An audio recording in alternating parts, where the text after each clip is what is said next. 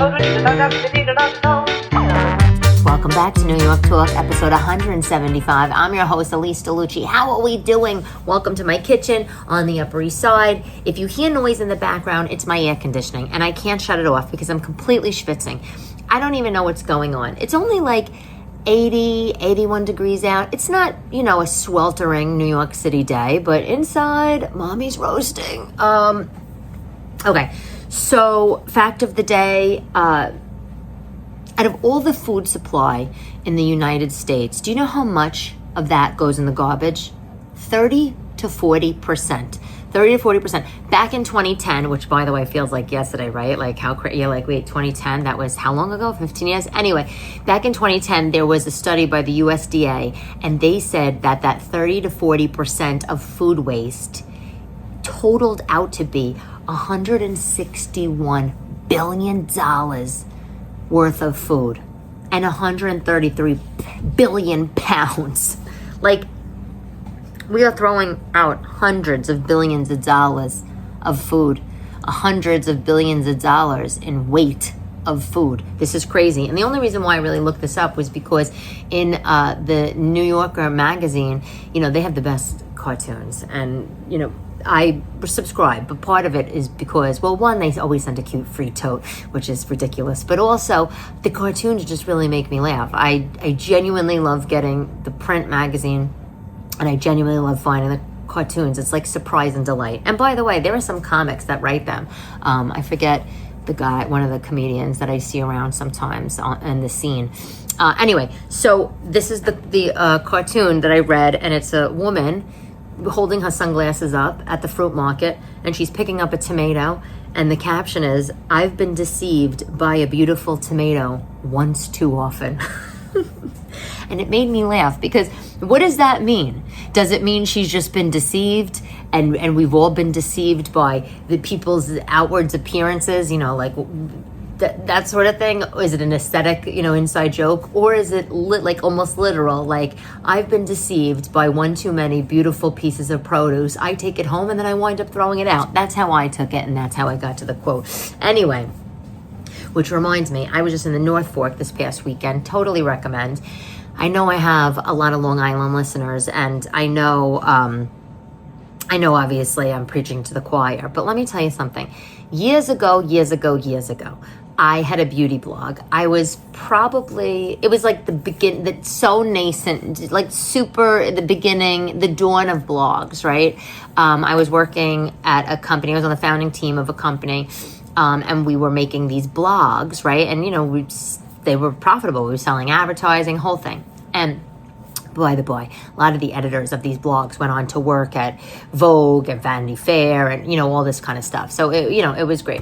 So we were just a bunch of kids, like underground, in a Nolita sort of like commercial, probably residential space. Moby lived upstairs. It was very cool. Right across the street. It was on Mott Street, right across the street from the old St. Patrick's Cathedral. Anyway, so, where was I going with that? You see what I'm talking about? You see what I'm talking about? I had a point. I totally had a point here. What was I saying? Oh, yes. You see, that was awful. Anyway, so I had a beauty blog, and it was around this time. It wasn't part of this company that I worked for. I just started it on my own. Anyway, I had a launch party for it, and a vodka company in Bating Hollow in the North Fork, I don't know, I guess they got word that I was doing this launch party for the blog. And mind you, this is at a time when blogs weren't popular, so it was like a new thing, right? So they got word, and they said to me, we want to donate, all of the alcohol, all the vodka for the launch party at Fashion Week. And I said, oh, that's so great. And they said, the only thing is you have to pick it up. So me and the Tooth, again, back in the day, I don't know, maybe it was like 24, 23, I don't know. We drove out to Bating Hollow on the North Fork, and we picked up this vodka. And they also had to send some, because it was like way too much vodka for us to put in like whatever, what car would we drive around? A Dodge Shadow? Come on. Anyway, so I remember driving through Bating Hollow and just being like, wow, it's like so, it's like Narnia. It's like just open, vast fields, and there's nothing really here. But it had this like calm, serene quality to it, right? But while I was a big real estate whore then too, I didn't really think anything of buying anything out there because, you know, I was so young. And because, you know, in the zeitgeist at that time, it wasn't really just talked about like young people buying real estate. But Tooth and I did wind up buying something just by the by when I was around 25, but it was in Manhattan. Anyway, so long story short, I went to a farmer's market in this area, and a friend of mine told me that Bating Hollow and all of these little towns on the North Fork are just, you know, on the up and up. And I was like sick to my stomach. Back then, I could have got something for like what? $50,000. Swear to God. You know, isn't that funny how real estate works? You know, years ago, not that long ago, but maybe in 2016, 2017, my father died, you know, and I'm still not even at the point in my comedy career where I'm able to talk about it because, you know, it's kind of like tragedy plus time equals comedy, right? Like that's our thing, comedians thing and comedic writers. But I'm not at that point. There hasn't been enough time. Anyway, so I wound up. My father had a hunting lodge in Pennsylvania because, of course, he did, and I wound up buying a little place in Pennsylvania right after he died, because he was estranged for a long time and I didn't get to say goodbye to him. So it was my way of like almost memorializing his death. And I wanted to buy a little place in the same-ish area, a place that me and my sister could go and, you know, we can make memories and all that. And I went with a $75,000 budget. $75,000. That's what I went with. Yep, that's right. And of course, you know, there was things and we looked at things, and a realtor showed me, I remember, you know, a place, it was like $69,000. It was like a ranch, 3 bedrooms, 1 bath. Perfect. And the realtor's like taking us around the place, and there was a basement. He takes us into the basement, and it's a wood paneled walled basement, and not cool, like, you know, like it's a little skeevy, like what's gone, like 1970s porn was definitely shot there, like in bad porn. And they had a bar, and at the bar, on the other side of the bar, they had like round stools, like they had stools where you would sit at a bar, right? And then they had a couple stools on the other side of the bar where like a bartender, the homeowner, would make the drink. And I looked down and I saw a machine gun. Swear to God. It was like an AK-47, just right there in the broad daylight, like not even in the gun sleeve, not locked up. I don't know, like if the safety was on, I don't know if it was loaded, but I was just like, you want to know what? Mommy's not buying a house in Pennsylvania now that I see AK-47s on the stool at the bar. Like I was like, get me out of here. So of course, you know, I was said to realtor, what, you know, Tooth is scared to death. Tooth is like, is this what goes on in America? Is this what goes on outside Manhattan? People just have weapons of mass destruction just laying around in their house. But anyway, we wound up being shown by the realtor a more expensive neighborhood, because that's what always happens, that was out of the budget, and we wound up buying a place, and that was that. And then, and I don't even get to go, but that's a whole nother can of worms. I'm gonna have to write about that too one day, because he goes with the girls. He said we would share it. By the way, when we got divorced, that was a mess. Here's the very, very abridged version. I'm all on tangents today. When we got divorced, we said, all right, we're gonna like split everything down the middle. Like, what's the point of going back and forth, right? I was also in the middle of a nervous breakdown, so I couldn't handle anything. It was crazy. And so he said, well, what are we gonna do with this house in Pennsylvania? And I said, I don't know. I can't even deal with it. I can't. And he was just like, well, you know what? We'll share it. You know, I'll take care of it. We'll share it. And then I was like, fine. Because what was I going to do? Taking care of a house? Like, you know, please. Long story short, once COVID hit, Tooth wound up living out there like full time because he still had a place in the city, but we needed to get the girls out of Manhattan. Who is blowing up my email like this? Anyway, we had to get the girls out of Manhattan because look, it's still going. I know you hear this. You're probably like, can she shut this shit off? You know what? I can't. And by the way, if I even post this video anywhere and you see me standing in front of a yoga mat, just know I've used it one time, okay? One singular sensation, I've used this yoga mat. So we had the divorce and Tooth said we'll share it, and COVID happened and he wound up spending a lot of time at the house there because obviously the city was a disaster. We had to get the kids out. We were both kind of homeschooling the kids at home, but that was a wreck. They couldn't even leave the house. I mean, remember, if you're here, the field hospital, right? Like Central Park. I mean, it was crazy when you really think about it. So we sent the girls to Pennsylvania with Paul, and and I went back and forth. And sometimes I couldn't, by the way, and it was really terrible. But he kind of like took ownership of the house, if that makes sense. And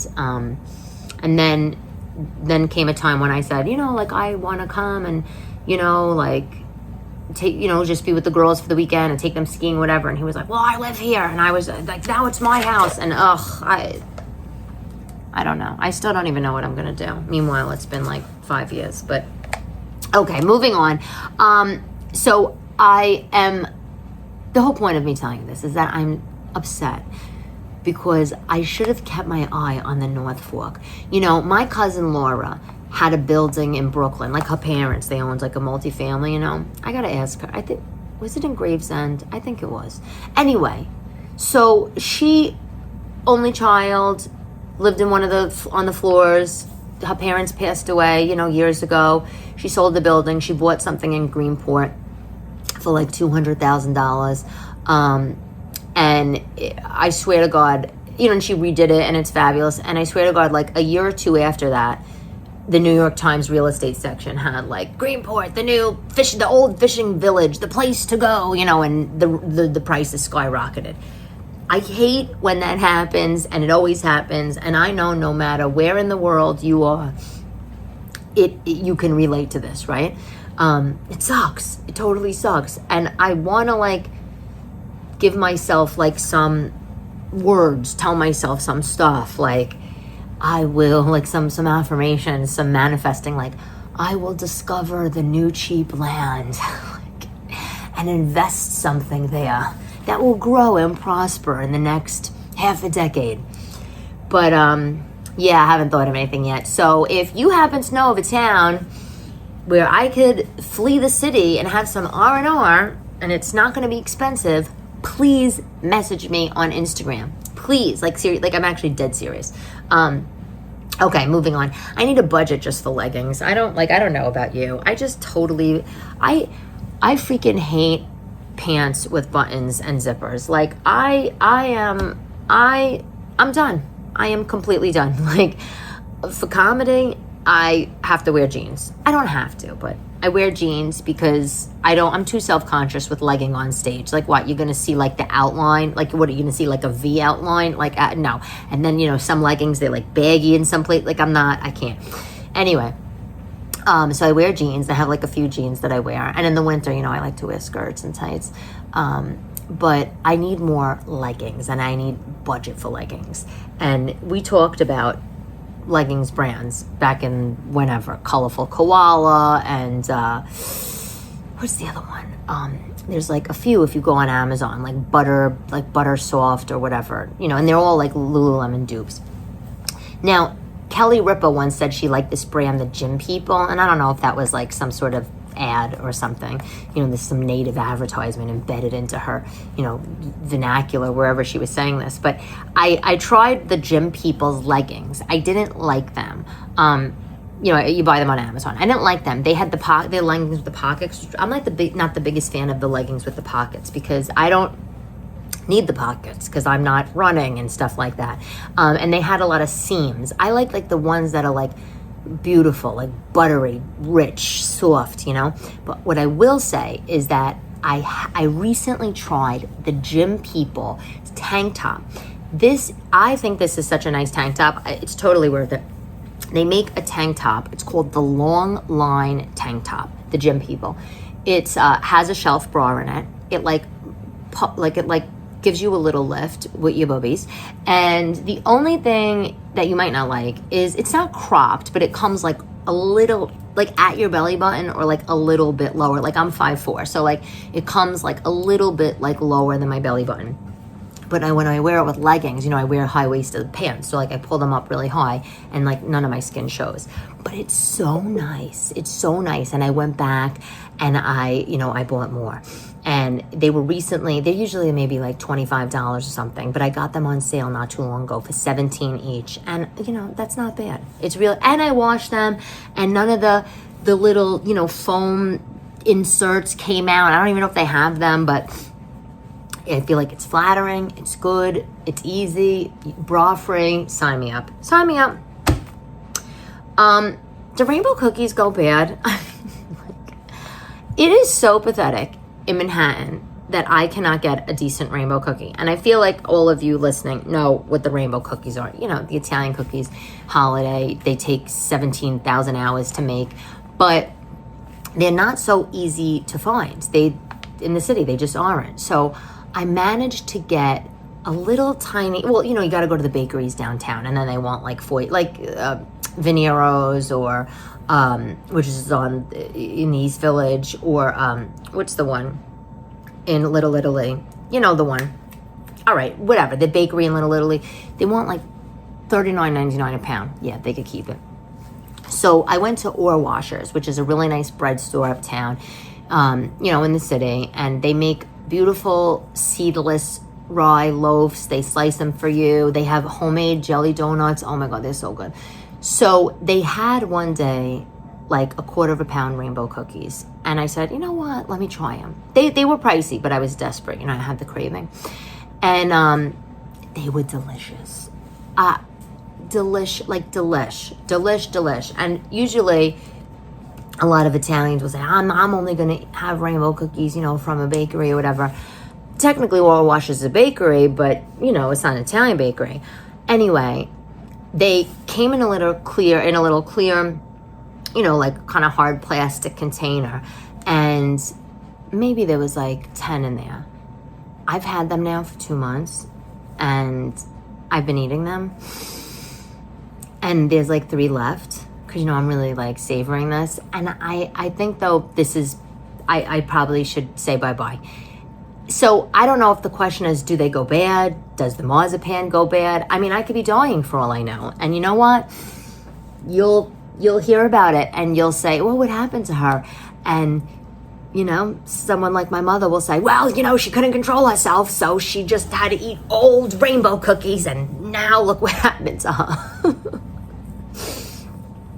Honestly, 2 months is probably outrageous because, the cookie, the chocolate on the outside of the cookie, the top, the bottom, that has dairy in it, right? So I'm disgusting is what I'm saying. I'm disgusting. The fact that I could go talk to you or go online, whatever, and say, should I throw out my box of 2-month-old cookies? Or should I continue to eat them? You really have to have no shame for that, Anyway, the Waldorf Astoria reopened. Anybody go? Oh my gosh, the Peacock Alley Bar. Obviously, grand reopening. Also, the restoration alongside the Cole Porter, the piano. I was excited to go, and then there was a shooting, kind of nearby, so I haven't gone. But I will say, when I got married a long time ago, when I got married in 2011 to the Tooth, as if there's been others, a few of the guests stayed at the Waldorf Astoria, like a few of his people from the UK. I guess they came over for the wedding, and they made it into like a really nice trip, like a New York trip. And I think it was 1 or 2 couples. They stayed at the Waldorf. And it was like, that was, I think, like right before it closed. This renovation has been going on forever. Literally forever. And then rumor had it, not from these people, they didn't tell me, but rumor had it that the Waldorf had bed bugs. Oh my God. Oh my God. Anyway. But you know, it's on Park Avenue and 50th. If you are in the neighborhood, you're from here, then you know the places. But if you're not, there's so many good places to go in that area. If you want to even do like a little after work husband hunting bar crawl, you know, AK, not husband hunting, poach somebody else's husband. No, I'm talking about like find a husband. Like St. Bart's is such a nice bar on Park, you know, it's like an outdoor bar. And you know, it's a church, but they have an outdoor bar outside because that's what churches do in Manhattan. They serve alcohol to make some extra dough because the donation basket isn't enough. And a lot of bankers in the neighborhood go to that bar after work. So you can have nice ambiance, a nice drink, sip it slowly because it'll be expensive. And you could look at gorgeous guys. I mean, like, what's not to love, right? What's not to love? Anyway, another big New York renovation is the Delacorte Theater in Central Park. They had an $85 million renovation. But the reason why I'm telling you is because if you want, well, let me say, the theater opened up August 7th. And they have performances up until, I think, like mid or end of September. If you want to go see Shakespeare in the Park, if you're in town, this is where you'll go see it, right? And they have it's like free shows, and they have stars in these shows like Lupita Nyong'o, Sandra Oh, Peter Dinklage. I mean, there's like a lot of stars that are in some of the shows. Those are some names from this year that I read. But anyway, yeah, you know, I'm getting back on stage. I was on a mini hiatus for a few weeks because I said last time I had like a lot of things going on, and you know, with our nanny leaving and just like, you know, juggling like work and childcare, it's like something had to stop, and so unfortunately it had to be my going on stage. But I did go up last night. I followed Jim Gaffigan on a, you know, it was like a lineup at a club. So that's, you know, that's great. Like, he did great, and I bombed. No, I didn't bomb. It's just one of those things because, you know, he gets up and the crowd's roaring. Jim, we love you, you know, and he's, you know, doing whatever he's doing. I think he did 25 minutes. And then he gets off. And the host announces Elyse DeLucci. And the crowd's like, who the F is she? Bring Jim back. But he looks really good. You know, he's like lost like a ton of weight. He's so svelte. Anyway. Product of the week. Not a specific actual product. Something I've been using that I've been loving. A nude eyeliner I've been putting in my waterline. You know, underneath, like, you know, in your waterline, like not underneath your eye. I bought a L'Oreal eyeliner, and I've been putting it in, and it makes your eyes brighter and a little wider. Swear to God, try it. I had a white, and how I came about this, I had a white eyeliner from 100 years ago, which of course I thought nothing of to like use. And I'm like, oh look, a 30-year-old eyeliner. I'll use it in my waterline. And so I used it, and it, you know, it's a cute look. It gives like a very twiggy, it's a mod world look, but it also like it is a look. You know, it is a look. It's not like toned down. It's like oh wow, she has white eyeliner in the eye. If you looked close, if you even pay attention to that kind of thing, and I know most people don't, but if you get a nude eyeliner, it still does the same effect, right? It still like does that brightening effect, but it doesn't look like white. It just looks like kind of nothing. Anyway, just it's not a product. I use L'Oreal. I think I bought it on Amazon for like $7. You know how I am. I'm not. Why am I gonna go and buy, you know, counter makeup? L'Oreal is fine. I love it. Quote of the day by Snoop Dogg. Such a good quote. I love this. About really like ambition, okay? The streets will teach you about racism and capitalism and survival of the fittest. Don't worry about that. The only thing you gotta worry about is if you've got enough cold-blooded ambition to apply the lessons that you got taught. Love you, Snoop Dogg. Love the wisdom. Love you. Love Snoop Dogg. Love you for listening. I am Elyse DeLucci. This is New York Talk, episode 175. I love to love you, baby.